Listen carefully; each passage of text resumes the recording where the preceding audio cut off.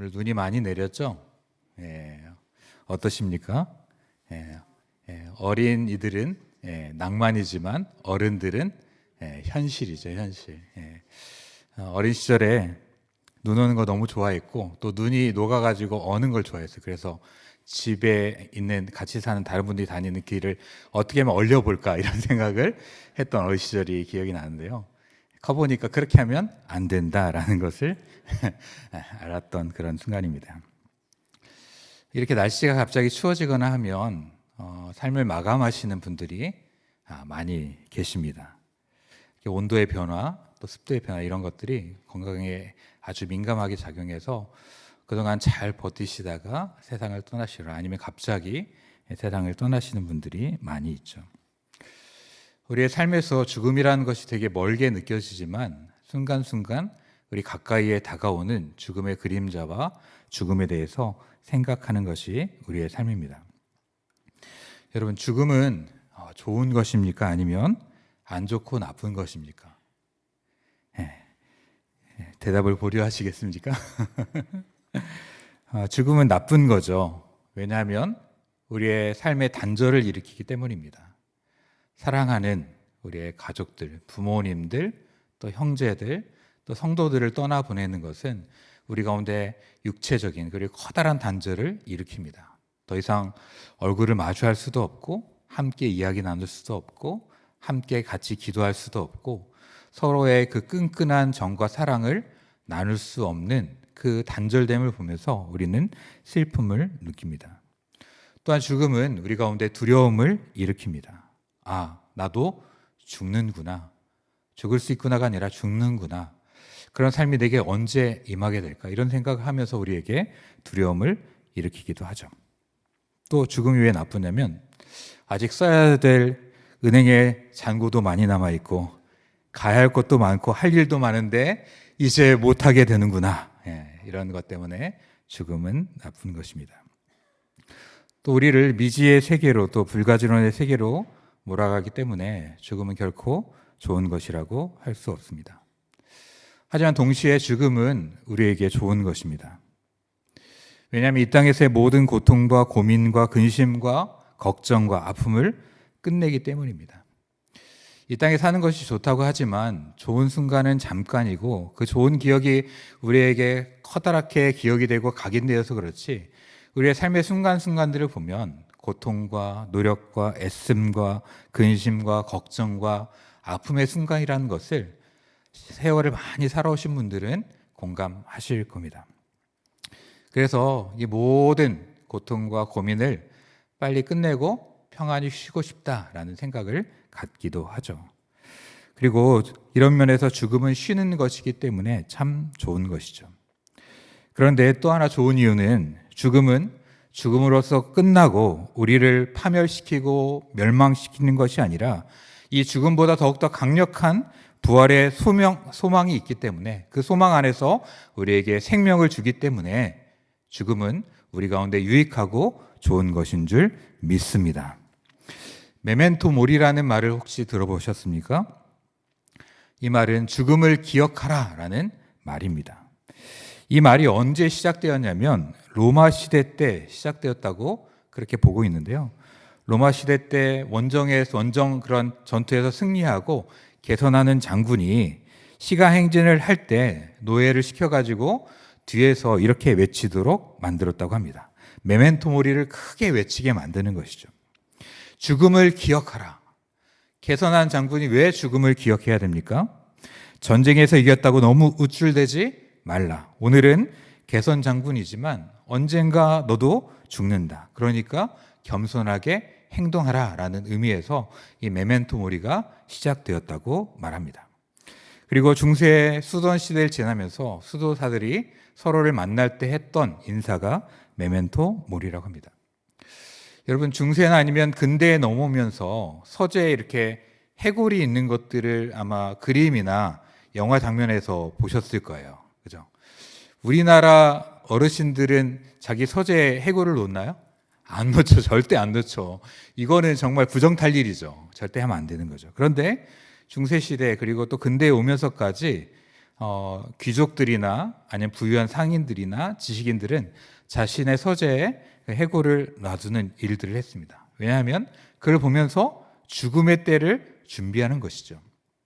나의 삶이 길지 않고 이 삶 동안 이 죽음이 오기 전까지 나는 어떻게 살아갈 것인가, 그리고 마지막 죽음이 왔을 때 나는 내 생애를 어떻게 마감할 것인가, 이런 것들을 고민할 수 있게 하는 그러한 좋은 통로였기 때문에 서양 사람들은 서재에 해골을 놓고 죽음의 순간을 기억하는 메멘토 모리를 기억하며 살아왔습니다. 오늘 본문에서 바울은 죽음과 그리고 부활에 대해서 아주 강력하게 이야기합니다. 바울은 이 데살로니가전서 앞부분에서 게으른 자들을 권계하고 그리고 여러 사람들, 특히 힘이 없는 자들을 붙들어 주려고 애씁니다. 그런데 이제 오늘 본문 13절부터 또 18절까지의 내용을 통해서 마음이 연약한 자들을 안위하기 위하여서 오늘 본문을 기록해 가게 됩니다. 전후 문맥을 보면 그 당시에 데살로니가 교회 안에 여러 가지 문제가, 고민들이 있었지만 마음이 연약한 자들에게 두 가지 문제가 있었습니다. 그 두 가지 문제는 죽음과 관련된 것인데요. 첫 번째는 이 죽음을 통해서 사별하는 문제가 그들 가운데 있었습니다. 주님께서 오신다고 했는데 주님이 오시기 전에 먼저 죽는 자들이 발생하기 시작하는 거예요.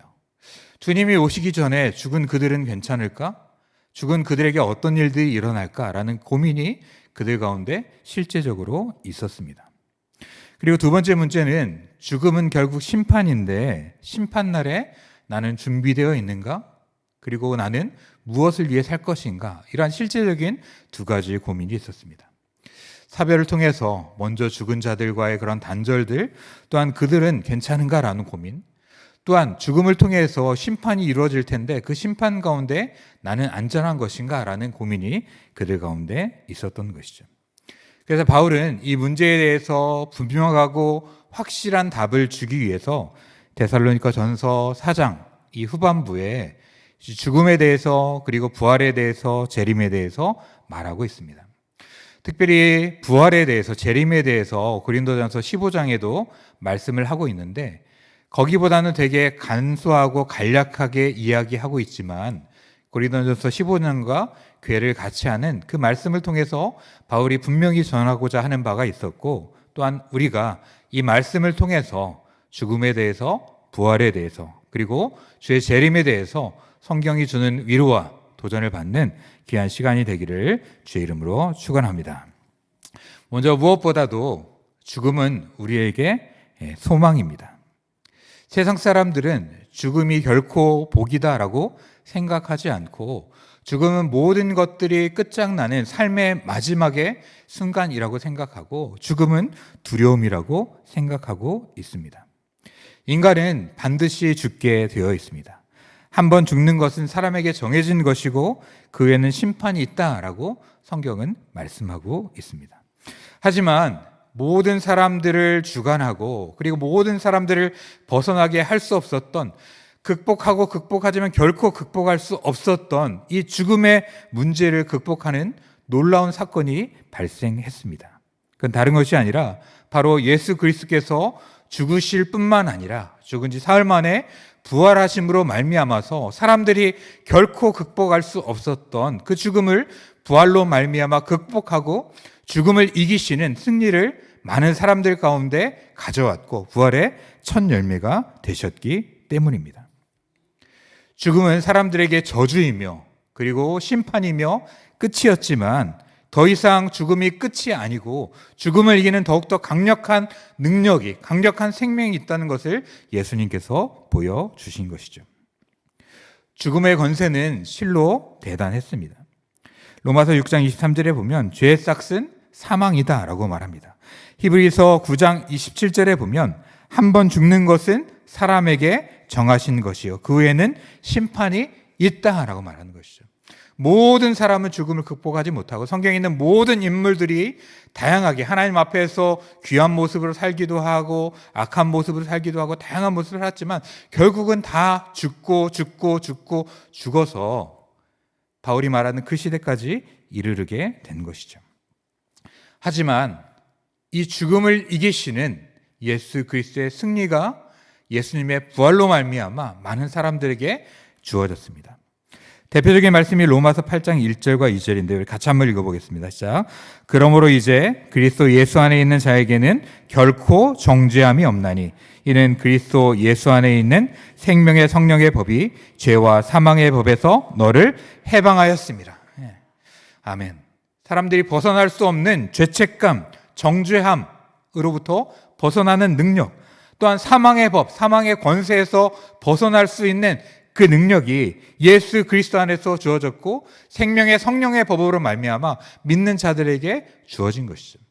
그렇기 때문에 더 이상 죄책감이나 그리고 정죄함이 사람들을 사로잡지 못하고 죽음의 권세가 사람들을 사로잡지 못하고 생명의 능력이 우리 가운데서 역사하기 시작했기 때문에 우리 가운데 소망이 주어진 것이죠. 오늘 본문에서 읽지는 않았지만 고린도전서 15장에 보면 이 사망에 대한 이야기를 바울이 쭉 해갑니다. 썩을 것이 반드시 썩지 아니함을 입을 것이고 죽을 것이 죽지 아니함을 입을 것이다 라고 말합니다. 그리고 사망을 삼키고 이기라고 기록된 말씀이 이루어지리라 라고 말하면서 사망아 너의 승리가 어디 있느냐? 사망아 내가 쏘는 것이 어디 있느냐? 사망이 쏘는 것은 죄요 죄의 권능은 율법이라. 우리 주 예수 그리스도로 말미암아 우리에게 승리를 주시는 하나님께 감사하노라. 사망이 찌르고 죽이고 그리고 그의 권세가 그의 위용이 대단했지만 예수 그리스도께서 부활하심으로 말미암아서 사망의 그 권세를 무너뜨리고 사망의 힘이 별것 아닌 것을 드러내 보여주신 것이죠. 이러한 부활의 승리 그리고 부활의 소망이 있기 때문에 죽음은 우리에게 죽음 자체가 아니라 소망인 줄 믿습니다. 여러분, 세상에서 가장 무서운 사람이 누군지 아십니까? 남편들에게는 아내일지 모르겠지만 가장 무서운 사람은 죽음을 두려워하지 않는 자입니다. 죽을 각오로 덤비는 사람이죠. 그 사람이 약해 보이지만 정말 자신의 생명을 내던질 정도의 각오를 가진 사람은 이 세상에서 정말로 무섭고 그 사람을 당해낼 만한 사람이 없는 것을 우리는 잘 알고 있습니다. 성경에도 보면 죽음을 두려워하지 않고 하나님 앞에 믿음으로 살았던 믿음의 많은 선진들이 있고 또한 그들의 믿음의 모습이 되게 힘있고 승리를 가져오며 능력이 있는 것을 우리가 잘 알게 됩니다. 아브라함에게 이삭이라는 아들을 주셨지만 하나님께서 그 아들을 바치라고 할 때 믿음으로 나아가며 그 아들을 바칩니다. 그 아들이 죽는다 할지라도 다시 살 소망이 아브라함에게 있었기 때문에 기꺼이 그 아들을 하나님 앞에 드리게 되었고 그 과정 속에서 하나님께서 그의 믿음을 인정하시며 그를 축복하시죠. 왕에게 절하지 않으면 바벨론 왕에게 절하지 않으면 죽이겠다고 풀무불에 죽이겠다고 하는 그러한 도전 앞에서 우리는 왕에게 절할 수 없다라고 말하며 풀무불에 들어갔던 다니엘의 세 친구를 아실 겁니다. 하나님께서 우리를 건지실 거지만 그리 아니하실지라도 왕에게 절할 수 없다라고 말했던 목숨을 건 그들의 모습 속에서 하나님께서 은혜를 베푸셨고 그들의 놀라운 모습으로 서는 것을 우리가 보게 되죠. 주규철 목사님에 대해서 여러분이 잘 아실 겁니다. 일제강점기인 해방을 2년 앞둔 1943년에 옥중에서 순교하신 정말 한국교회의 귀한 어른이시죠. 목사님이 순교하시기 직전에 마지막으로 감옥에서 한번 풀려나게 되는데 이건 경찰의 함정이고 시험이었다고 합니다. 설교단에 선 목사님을 일본 경찰들이 감시하고 있는데 목사님께서 마지막 설교를 하시며 이런 제목으로 설교하셨다고 합니다. 그 제목은 5가지 종류의 기도라는 제목이었고 그 5가지 내용들은 다음과 같습니다. 첫 번째 제목은 죽음의 권세를 이기게 하옵소서였습니다. 두 번째 기도의 제목은 장기간의 고난을 견디게 하옵소서. 세 번째는 나의 노모와 처자와 나의 사랑하는 교우들을 주님이 돌봐 주십시오. 그리고 네 번째는 의에 살고 의에 죽게 하옵소서였고요. 마지막 5번째 기도의 제목이자 설교의 소제목은 내 영혼을 주님께 부탁하나이다 였다고 합니다. 죽음의 권세 앞에서 인간적으로 얼마나 떨리고 두려움이 있었겠습니까? 자신이 어떻게 설교하는지를 보고 있고 거기에 따라서 자신의 생명이 달려있는 것을 알고 있음에도 불구하고 하나님 앞에 죽음을 이기는, 그 두려움을 이기는 그 기도와 설교의 내용을 하셨던 주기철 목사님. 그들이 죽인다 할지라도 그리스도 예수 안에서 다시금 살아나는 부활의 소망을 가졌기 때문에 그들의 도전과 그들의 압제와 그들의 협박에도 불구하고 하나님의 말씀을 성도들 앞에서 능력 있게 전파하셨던 목사님의 모습을 우리가 보게 되는 것이죠. 죽음을 이기는, 죽음을 넘어서는 그 소망이 있었기 때문에 이 모든 것이 가능했다고 믿습니다. 오늘 살아가는 우리에게도 이런 죽음을 이기는 소망의 능력이 있기를 주의 이름으로 축원합니다. 그 다음에 두 번째로 죽음은 우리 가운데 안식입니다.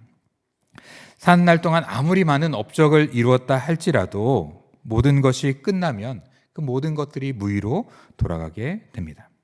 오늘 본문에 보면 바울이 죽은 자들에 대해서 어떻게 표현하고 있습니까? 13절에 보면 형제들아 자는 자들에 관하여는 이라고 말하고 있고 계속해서 자는 자라는 표현을 하고 있습니다. 여러분 지친 날 집에 가서 정말 탁 누우면 어떻게 됩니까? 그냥 바로 골아 떨어지게 되죠. 누가 업어가도 모를 정도로 그렇게 자게 됩니다. 그때 편안함과 그 잠의 그 쾌감은 이루 말할 수 없는 것이죠. 그런데 그리스도 안에서 죽는 자들이 죽었다라고 표현하지 않고 자는 자들이라고 표현합니다. 그들의 영혼은 하나님께 올라갔지만 그의 육체들은 남아있는 그 모습이 마치 자는 것과 같이 잠시 쉬고 있는, 그래서 때가 되면 깨우면 일어날 수 있는 그런 상태다라고 바울이 말하고 있는 것이죠. 요한계시록 14장 12절에서 13절은 이렇게 기록하고 있습니다. 성도들의 인내가 여기 있나니 그들은 하나님의 계명과 예수에 대한 믿음을 지키는 자니라. 또 내가 들으니 하늘에서 음성이 나서 이르되 기록하라. 지금 이후로 주 안에서 죽는 자들은 복이 있도다 하시매 성령이 이르시되 그러하다. 그들이 수고를 그치고 쉬리니 이는 그들의 행한 일이 따름이라 하시더라. 아멘. 믿음을 지켰던 성도들의 인내에 대해서 말씀하시면서 그들이 수고를 그치고 쉰다라고 말하고 계신 것이죠. 요한계시록 21장 3절과 4절에 보면 4절 끝에 보면 모든 눈물을 그 눈에서 닦아주시니 다시는 사망이 없고 애통하는 것이나 곡하는 것이나 아픈 것이 다시 있지 아니하리니 처음 것들이 다 지나갔음이러라.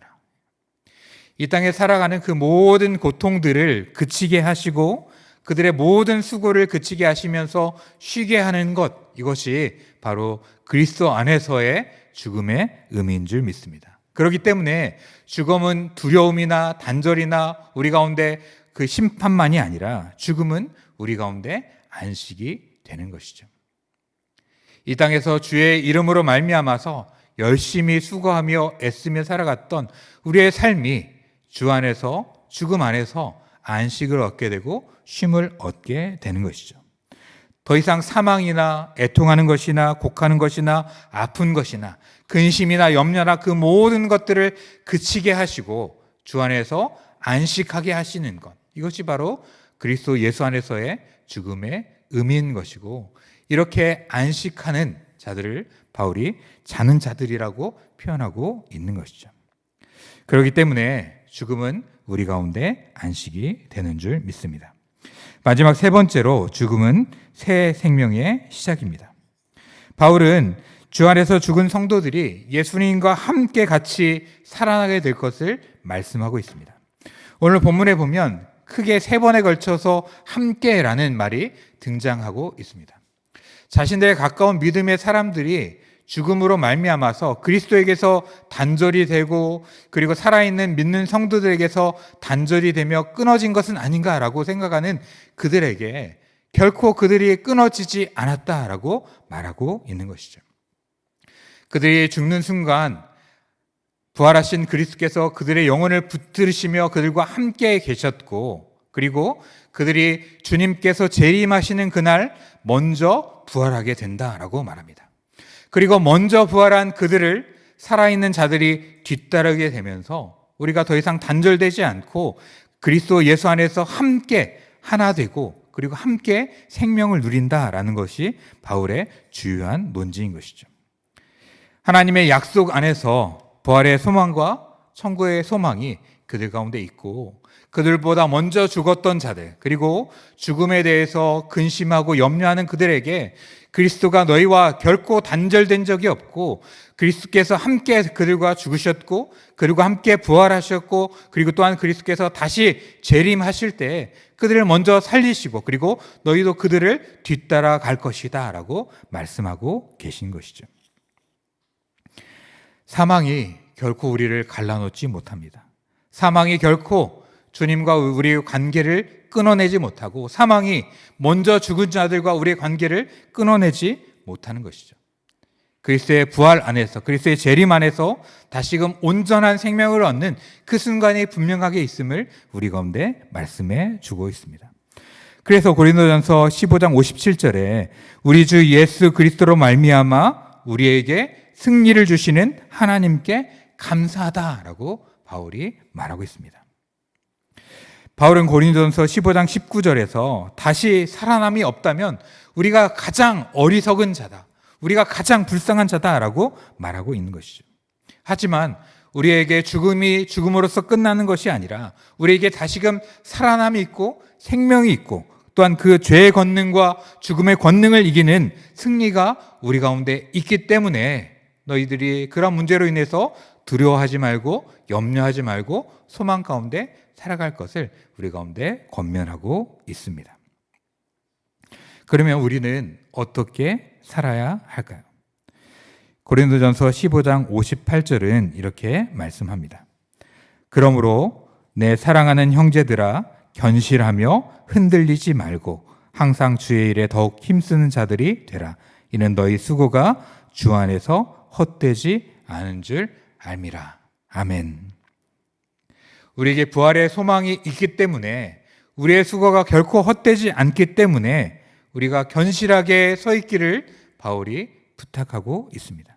흔들리지 말고 어떤 일에 더욱더 힘쓰라고 말합니까? 주의 일에 더욱더 힘쓰는 자들이 되라고 말하는 것이죠. 왜 그렇습니까? 이는 너희 수고가 주 안에서 헛되지 않은 줄 알기 때문이다 라고 말하고 있는 것이죠.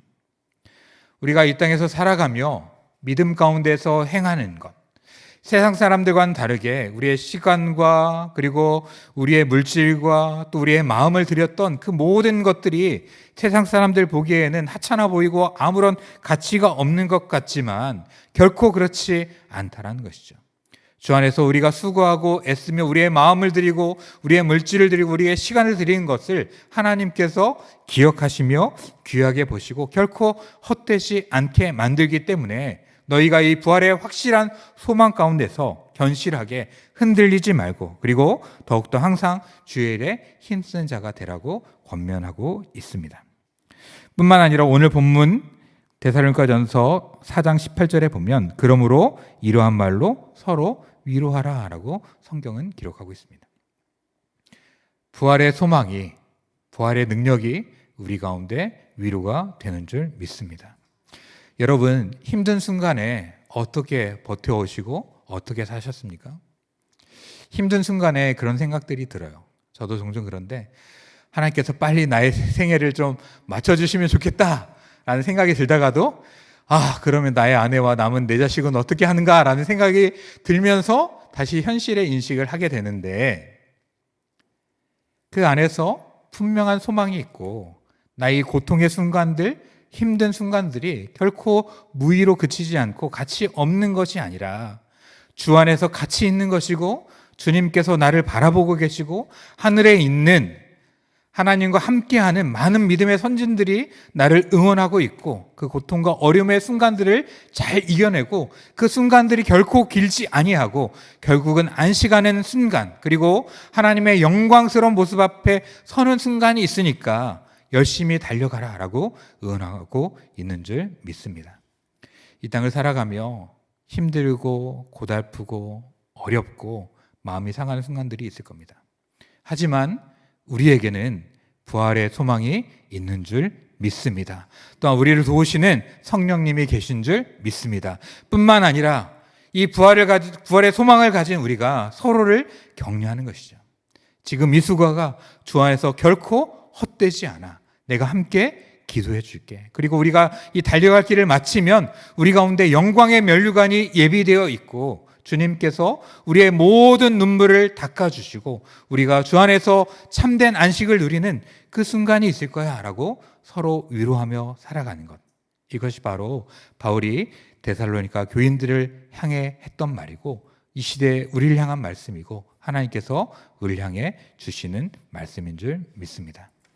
이제 연말이 다가옵니다. 올 한해 모습을 볼 때 정말 어떤지 우리 안에 많은 고민이 되고 잘 되고 이런 것보다 그렇지 않은 것들이 있고 내 삶이 왜 그럴까? 우리의 삶은 왜 그럴까? 이런 생각이 들 수도 있지만 우리 가운데 부활의 소망이 있는 줄 믿습니다.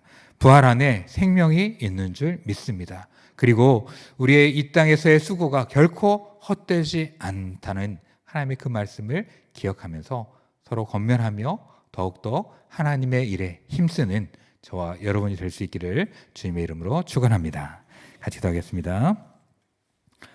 사랑과 은혜의 주님, 이 땅을 살아가며 고되고 힘들고 어려운 순간들을 종종 마주합니다. 그럴 때마다 빨리 이 땅에서의 삶을 마치고 싶다라는 생각이 들기도 하지만 하나님께서 우리에게 생명을 주신 것은 이 땅에서 아직 하나님을 위하여 또 하나님 나라를 위하여 일해야 될 것들이 또 우리에게 맡겨진 사명이 있는 줄 믿습니다. 하나님, 고되고 힘든 순간에 주의 약속의 말씀을 기억하며 그 고되고 힘든 순간들을 이겨내는 하나님의 귀한 백성들이 될 수 있도록 주님 은혜를 내려 주시옵소서. 하나님 아버지, 죽음은 우리 가운데 심판이고 그리고 절망이고 끝이 아니라 우리 가운데 생명인 줄을 믿습니다. 하나님 아버지, 죽음은 우리 가운데 안식을 주는 줄 믿습니다.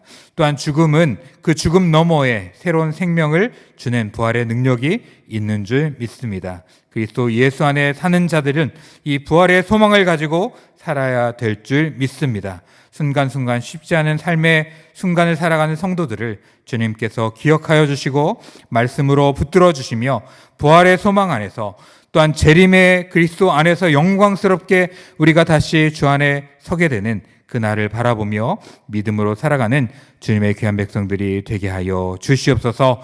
또 우리가 혼자뿐만 아니라 함께 이 길을 걸어가며 서로를 격려하며 서로를 위로하며 지금 하고 있는 그 모든 일들이 같이 있고 그리고 함께 이것들을 견디어낼 때 주께서 우리를 기뻐하시고 우리를 응원하신다고 서로 격려하며 한 마음으로 달려가는 우리 모든 거여제일교회 온 가족들이 될 수 있도록 주님 은혜를 내려 주시옵소서. 이 험한 세상 주의 능력으로 말미암아 사망을 이기시고 부활의 생명을 우리 가운데 주신 예수 그리스도로 말미암아 승리하며 주와 함께 동행하기를 간절히 바라는 주의 백성들을 붙드시는 하나님의 은혜를 간절히 원하며 거룩하신 예수님의 이름으로 기도합니다. 아멘.